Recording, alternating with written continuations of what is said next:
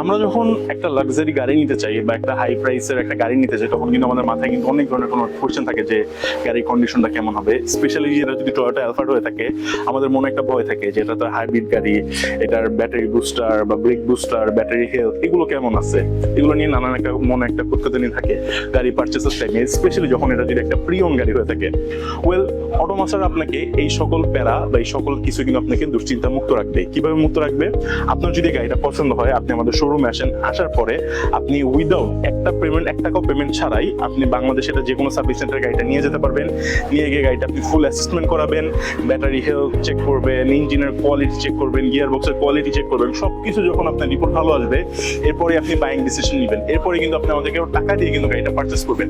R by any chance যদি report খারাপ আসে, আপনার একটা টাকাও দিতে হবে না, সেই সার্ভিস চেকিং ফি আমরা দিয়ে দিব।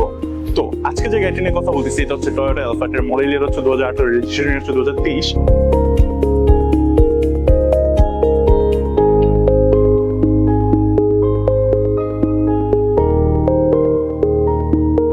গাড়িটা সুপার ফ্রেশ কন্ডিশন আছে।